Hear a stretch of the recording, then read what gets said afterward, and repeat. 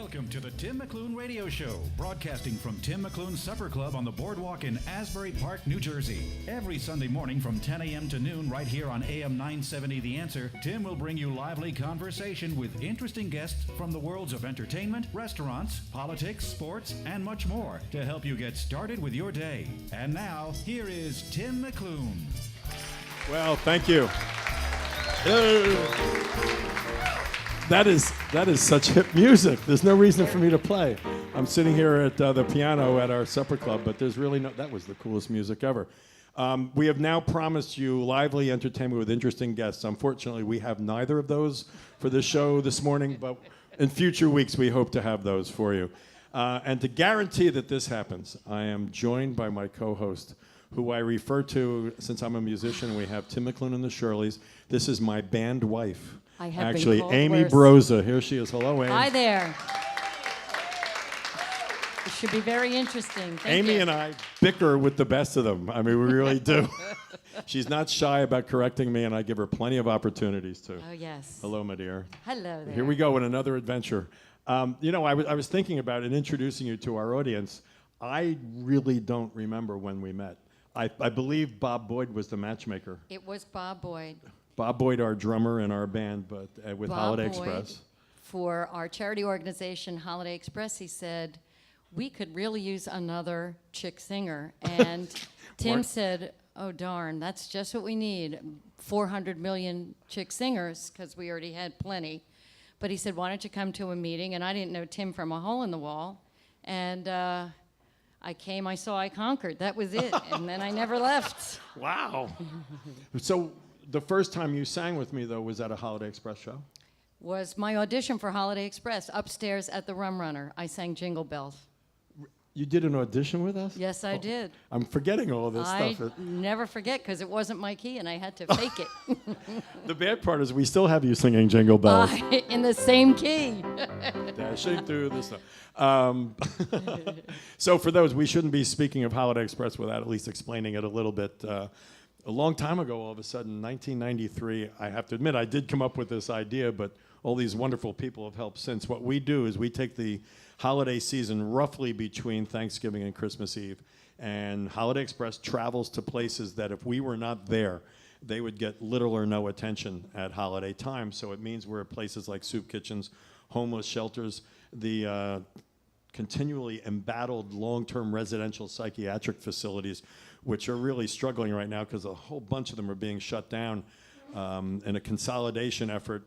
I mean, they are very expensive places and all that, but a lot of these really tragically ill people are being moved with the thought being that they could go and live in group homes or in different facilities.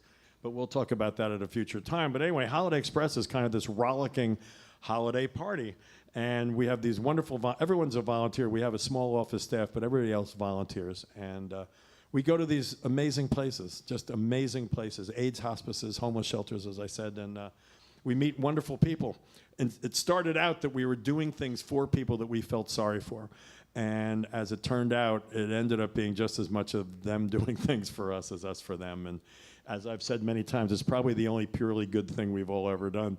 But at any rate, so Amy joins into this thing. We now have over 100 professional musicians, but it's much more than the band, as the other people who are not musicians frequently point out to me.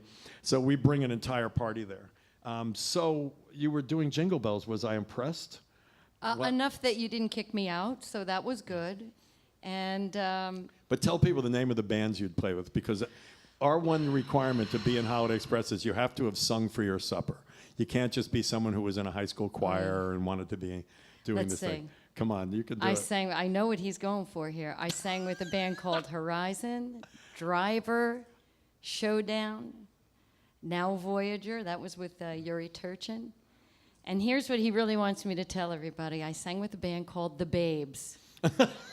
Because it's the most embarrassing name of a band there can be. So he wanted to make sure to get that on the air. But it was a long time ago. It was right? a long time ago.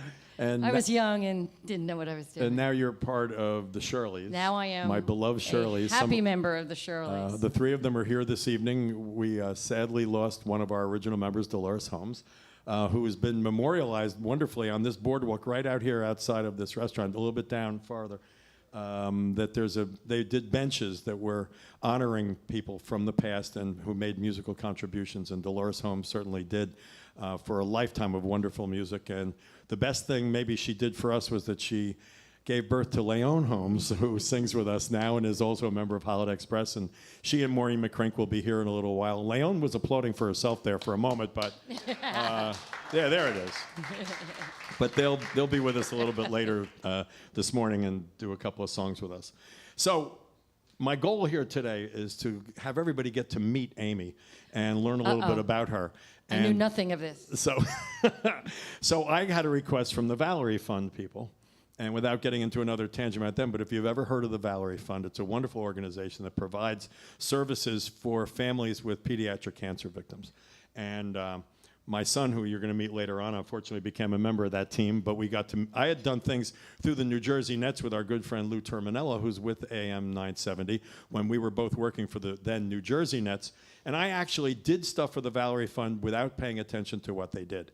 I had no idea. I was just helping out. And I said, well, it's a nice charity. I'm sure they do great work. But I wasn't paying attention, which is something I do quite often, as we know. And then later on, the Valerie Fund came into our life because of our son's illness. And so the Valerie Fund recently got in touch with me, and they're doing a book, apparently. And they're taking alleged celebrities. You can imagine how hard they're trying to find celebrities when they got in touch with me. But asking us to each do a saying about our first car. So what was your first car? Rather than doing a typical bio thing, they want to know what your first car was. So Amy, I thought we'd start with you before I do mine. What was your first car? My first car was a 1975 Dodge Dart. Oh, that's a wonderful one. That's a great car, that right? gets applause. The Thank Dodge you. Dart. If you still had it now, it'd probably be worth $100,000. I wish I had that car now. What color was it? Blue. Yeah. And it had big white stripe on it, like it was like a blue Starsky and Hutch car. Starsky and Hutch car was red, but mine was blue. I loved that car. It was tearful to give that car away or to sell it when it was. Do you remember how much time. you paid for it? Yes, $500. I think they charge you too much. No, I bought it from my parents.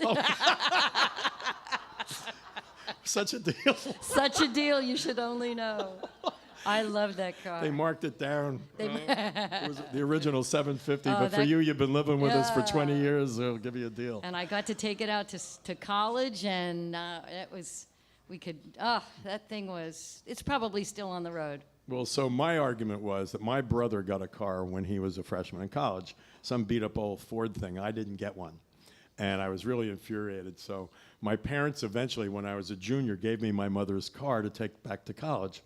And it was a Ford, now I'm forgetting what the heck it was. Not a Mustang, what the heck was that? A Ford Falcon. Much less cool than a Mustang. Say. A Ford Falcon, but it was a convertible. It was white with a black roof and a red interior, and that red interior burned like crazy. Ow. When you got a hot day, you did not want to sit in that car, you know. And but it was a fascinating car because when you went 25 miles an hour, up till then it drove perfectly well, and then between 25 and about 42. The steering wheel chattered like crazy. You could barely hold on to it. So it forced you to make decisions. You're riding down Main Street at around 22 miles an hour, and you don't dare go 26 because the steering wheel is going to go. And now people are behind you honking at you because they want you to go 35. Or I have to go 52 to stop it from chattering. So you got less traffic tickets It than was I did. horrible. It was the worst thing. So, and it was a Ford Falcon, of course, which is such a cool car. But my first one that I bought was actually a Ford Mustang.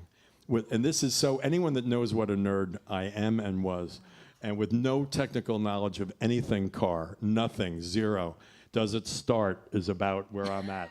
And it was a 351 with toggle switches on the front, black racing stripes. It was so hilarious. It's important to have the racing stripes. And it had this huge 351 engine in the front. I'm already probably saying things that aren't technically correct. The 351, 352. And the car was so light, I had to put sandbags in the trunk to keep it from spinning out all the time. And I paid $2,000 for it. If I had that car, that would be worth a lot of money, too. I think it says a lot about me. But I hope you all enjoyed meeting myself back on the radio again with our co-host, Amy Broza. We're going to be back in a few minutes with our first guest on the day today.